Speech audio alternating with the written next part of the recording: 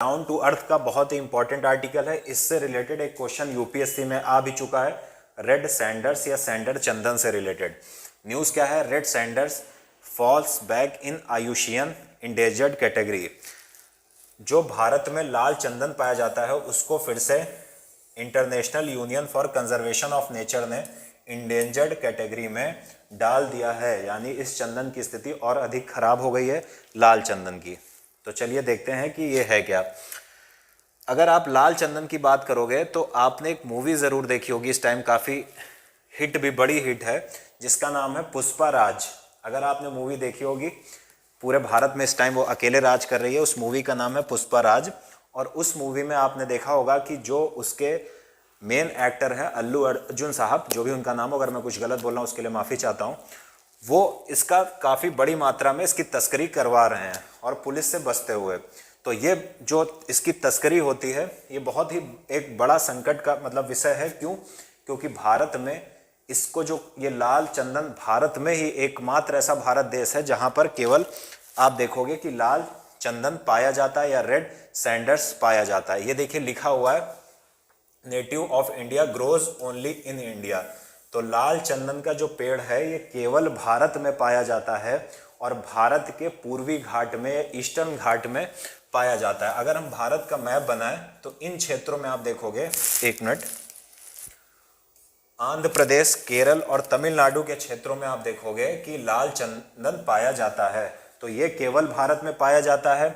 और इन क्षेत्रों में हम देखते हैं कि रेड सॉइल पाई जाती है। तो याद रखना, ये लाल मिट्टी में पाया जाता है। ये पथरीली भूमि पर या रॉकी सॉइल पर भी पाया जा सकता है, डिग्रेडेड लैंड पर, या जिसको आप बोलते हो डिग्रेडेड मतलब जिसकी क्वालिटी कम हो, जिसको आप हिंदी में बोलते हो परती भूमि, वहाँ पर उगाया जा सकता है। यानी किसी बहुत उपजाऊ भूमि की आवश्यकता नहीं होती है, लाल मिट्टी में ये उपजता है। आंध्र प्रदेश, केरल में आप देखोगे, तमिलनाडु में देखोगे कि लाल मिट्टी, रेड सॉइल पाई जाती है। तो इसको वहाँ पर उगाया जा सकता है, पहली चीज़। दूसरी बात क्या है? पथरीली भूमि पर उगाया जा सकता है। तो इसके लिए आप देखोगे कि इसके लिए बहुत ज़्यादा उपजाऊ भूमि की ज़रूरत नहीं पड़ती है। तीसरी सबसे इंपॉर्टेंट बात है कि ज़्यादातर आप देखोगे कि ये ना तो एकदम ईस्टर्न घाट पर और ना वेस्टर्न घाट पर उगता है। क्यों? क्योंकि इसके लिए जो क्लाइमेट चाहिए वो हॉट एंड ड्राई चाहिए। हॉट एंड ड्राई का मतलब ये हुआ कि गर्म भी हो और शुष्क भी हो। ड्राई मतलब सूखा हुआ क्लाइमेट हो, बहुत ज़्यादा बारिश ना हो। तो रेड चंदन के लिए जो दो सबसे इंपॉर्टेंट चीज़ हैं कि इसके लिए क्लाइमेट हॉट होना चाहिए और ड्राई होना चाहिए। अब बात ये आती है कि इसको खतरे क्यों हैं, क्यों बार बार ये इंडेंजर्ड कैटेगरी में आ जाता है, जबकि 2018 में इसको नियर थ्रेटेंड कैटेगरी में डाल दिया गया था और कहा गया था कि अब इसको इतना खतरा नहीं है, लेकिन फिर से इसको आप देखोगे इंडेंजर्ड कैटेगरी में शामिल कर लिया गया है। तो हम इसकी बात करते हैं। देखिए, इसका सबसे ज़्यादा जो पुष्पा राज मूवी में दिखाया गया है कि इसकी स्मगलिंग बहुत ज़्यादा होती है, तस्करी बहुत ज़्यादा होती है। क्यों? क्योंकि इसकी इंटरनेशनल डिमांड बहुत अधिक है। अगर किसी भी तरीके से आप इसको भारत से बाहर कर गए तो आप करोड़ों में पैसे कमा सकते हो, जैसा कि मूवी में दिखाया गया है।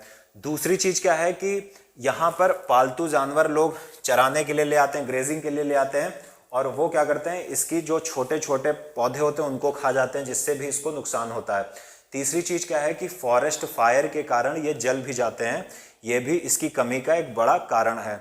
अब बात ये आती है कि आखिर लाल चंदन का यूज़ क्या है। देखिए, लाल चंदन की बड़ी मात्रा हमारे देश से चाइना को एक्सपोर्ट की जाती है, जिसके माध्यम से चाइना में आप देखोगे कि बहुत सारा फर्नीचर बनाया जाता है।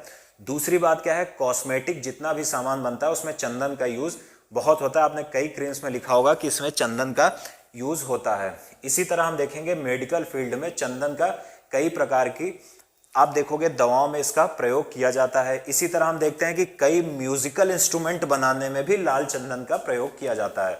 तो ये इसके कुछ इंपॉर्टेंट यूजेस हैं। अब अगर हम इसके प्रोटेक्शन की बात करें तो इसका प्रोटेक्शन को लेकर अगर हम बात करें तो सबसे पहले हम देखेंगे कि आयुषियन की इंडेंजर्ड कैटेगरी में आ चुका है,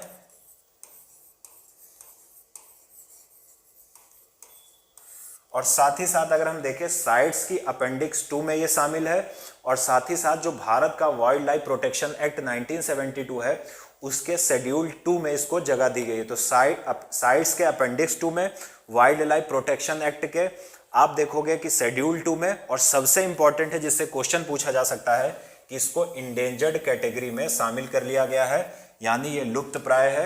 ये एक बड़ी समस्या है। तो उम्मीद है आप लोगों को ये न्यूज़ समझ में आई होगी।